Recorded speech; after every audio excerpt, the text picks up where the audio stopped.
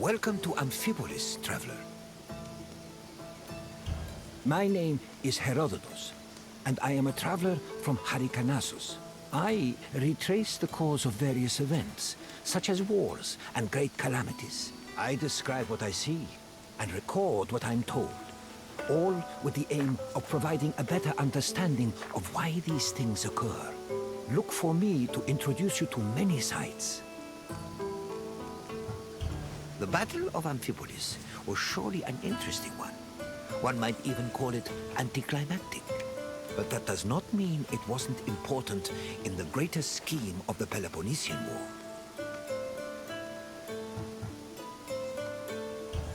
The city of Amphipolis was the site of one of the more unique battles of the Peloponnesian War. Two generals, the Athenian Kleon and the Spartan Brasidas, fought for this land in an effort to control the resources it provided. In the end, though, neither got what they wanted. Look for me when you finish your visit, and we can speak of what you've learned.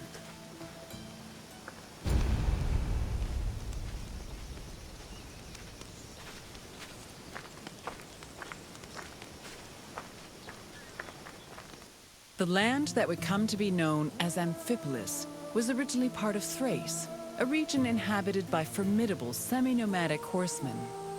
Thrace was rich in gold and silver mines. It was surrounded by lush forests, making it very attractive to outside parties like Greece and Persia. By 513 BCE, Persia had managed to conquer much of Thrace. But after their defeat in 479 BCE, Athens made a play for the land. They conquered the nearby island of Thasos in 465 BCE. But the military prowess of the Thracian riders kept them out of the country's interior.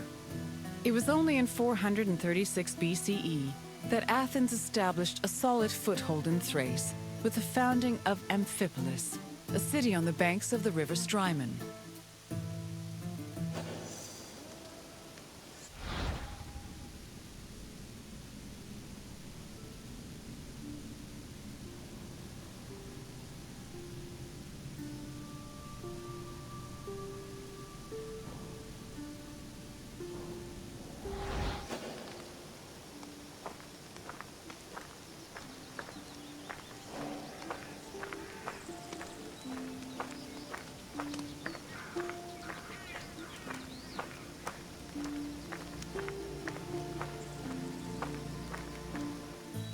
During the Peloponnesian War, the Spartan general Brasidas sought a way to subvert Athenian power across the Greek world.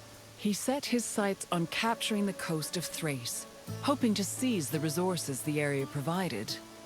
Brasidas knew that many of the Greeks living in Thrace hated the greed and brutality of their Athenian neighbors and decided to take advantage of the situation.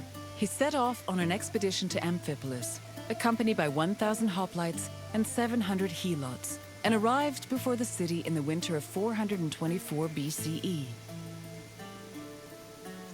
At Amphipolis' ramparts, Brasidas announced that he preferred to take the city peacefully and promised to allow safe passage to any inhabitants who wished to leave, in addition to sparing those who wanted to cooperate. This proposal was well received by the city's residents, and he was able to capture Amphipolis without striking a single blow.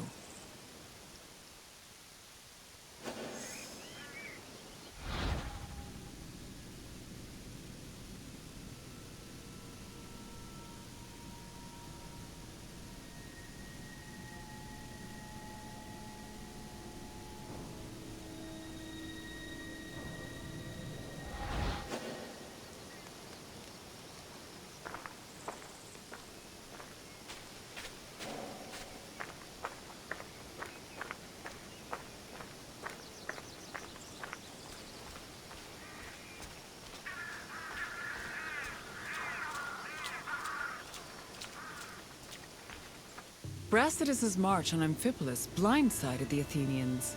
By the time they heard the news and dispatched the general Thucydides to defend Amphipolis, Brasidas had already rallied several nearby cities to help him defend the region from Athens' so-called tyranny. After half a day's journey from Thasos, Thucydides arrived at the port of Eion, but was unable to retake Amphipolis. Athens held Thucydides responsible for the loss of Amphipolis and forced the general into exile.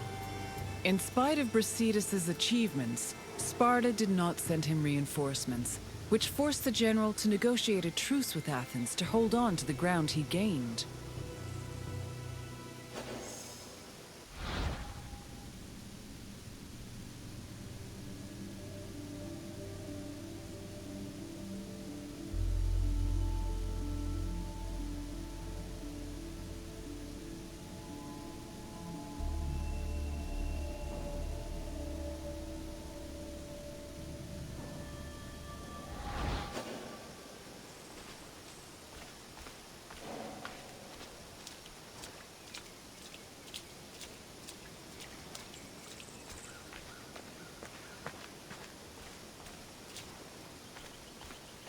The matter of how to deal with Amphipolis divided Athens. The politician Nicias, as well as the city of Sparta, hoped that peace could be negotiated.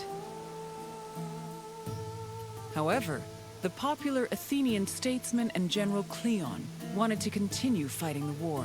Indecision continued until 422 BCE, when Kleon was elected as one of Athens' strategists. This decision made it clear that the city's people were in favor of war. The truce was ended, and Kleon began his journey to Amphipolis, retaking small towns that had been conquered by Brasidas along the way. On arriving at the port of Eion, Kleon requested troops from the king of Macedonia. He also hired several Thracian mercenaries to bolster his force's numbers. Afterwards, all Kleon could do was wait for the remainder of his reinforcements.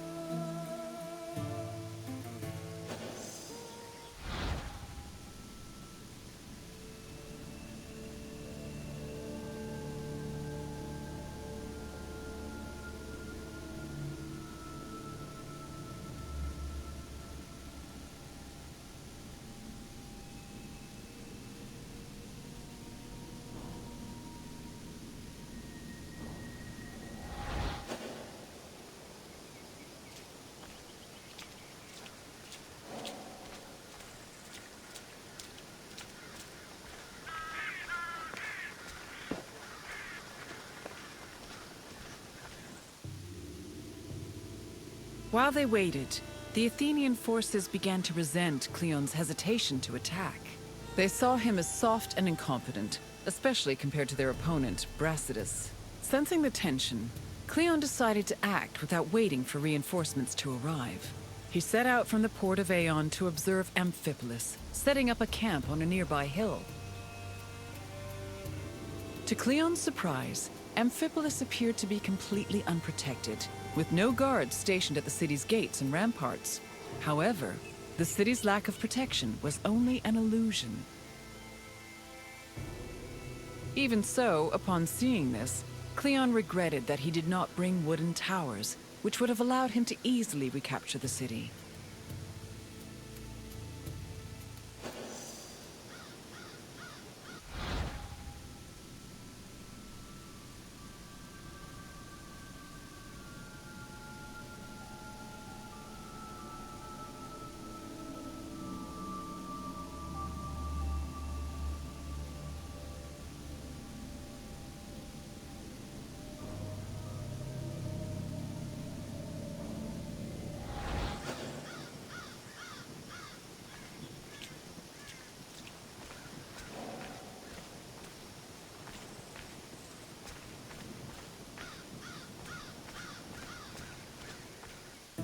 Brasidas positioned his own troops in a nearby wooded area to get a better view of Kleon's army. When the Athenians began moving to set up camp, Brasidas returned to Amphipolis. He believed his army was less well-trained than the Athenians and decided to rely instead on cunning tactics and Kleon's inexperience as a military leader. Brasidas organized a two-pronged attack. He would personally lead a small raid, then one of his lieutenants would follow up with a second attack shortly after, disorienting the enemy. He had barely finished formulating his plan when he saw Kleon's army pack up and retreat back towards the coast. The cowardly display made Brasidas realize that perhaps victory would be easier than he thought.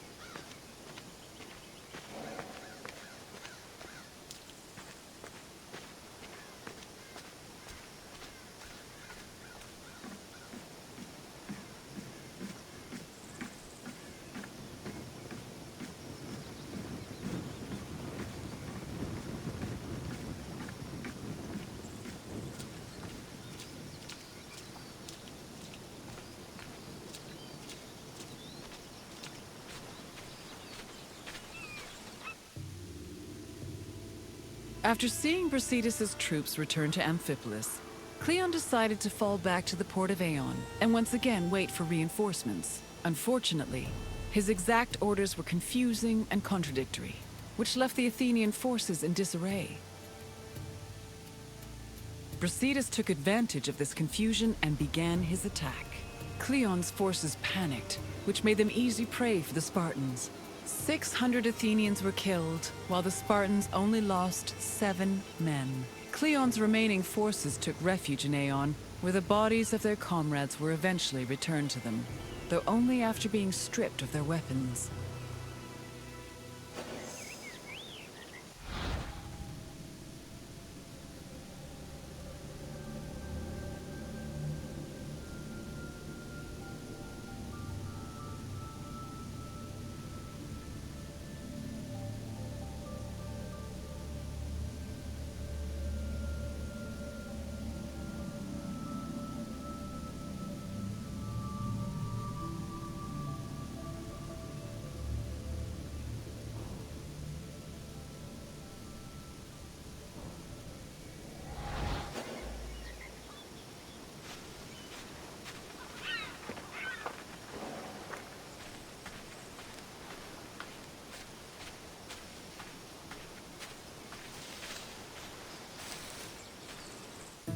During the pitched battle between the Spartans and the Athenians, both Brasidas and Kleon were killed.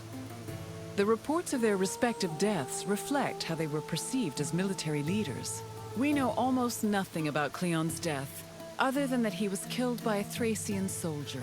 Brasidas, meanwhile, survived long enough to be taken back to Amphipolis, where he was informed of his victory. He was buried inside the city, which was considered an honor bestowed only upon heroes, and was celebrated as the true founder of Amphipolis.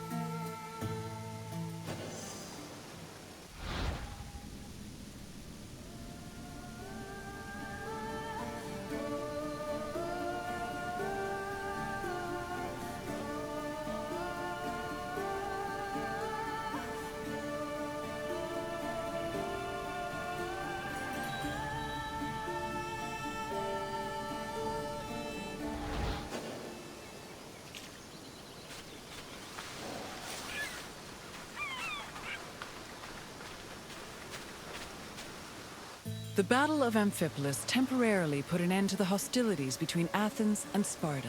The Athenian forces returned to Piraeus, while Sparta called back the reinforcements they'd sent for Brasidas. The death of both Brasidas and Kleon encouraged the two cities to push for peace. The negotiations took time, but Sparta and Athens eventually agreed to return to the way things were before the Peloponnesian War. The resulting treaty became popularly known as the Peace of Nicias. Throughout the Greek world, it was mostly agreed that Sparta had lost the war, in spite of Brasidas' heroic efforts. The sentiment was rooted in the fact that Sparta had failed to end Athens' domination over Greece, something they had promised to do at the start of the war.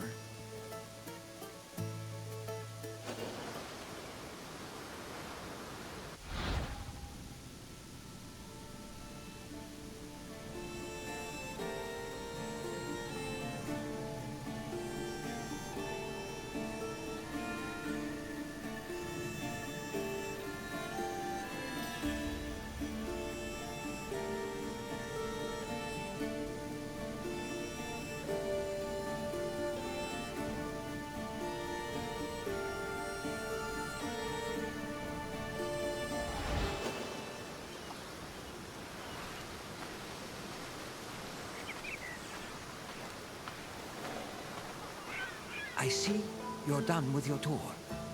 The Battle of Amphipolis may have briefly put an end to the Peloponnesian War, but the so-called Peace of Nicias was only temporary. It would not be long before Sparta and Athens came to blows once again. Now, is there something else you'd like to do? Feeling up to a test? Then let us begin. Which Athenian politician wanted to negotiate peace with Sparta? Pericles died in the early days of the war. Try again. Kleon, wanted to continue hostilities with Sparta, not end them. Try another answer. Lycurgus was a legendary Spartan lawgiver. Keep trying. Correct. Nicias wanted to build on the truce that was negotiated after Brasidas captured Amphipolis. Now for the second question. Where did Thucydides and Kleon arrive before moving to retake Amphipolis? No. Piraeus was closer to Athens. Keep trying. Phaleron was one of Athens' ports. Try again. No. Marathon was the site of a famous battle between the Greeks and the Persians. Try another answer. Yes. Ion is where both Thucydides and Kleon's forces arrived before trying to retake the city. I have one last question for you. Amphipolis was located in which region? Amphipolis was not located in Argolis. Try another answer. No. Amphipolis was not in Thessalia. Try again. Amphipolis was not part of Evia. Keep trying. Yes. Amphipolis was located in Thrace. It seems there's nothing I can ask that you cannot answer. Congratulations, traveler. Very well. I hope you enjoyed your visit.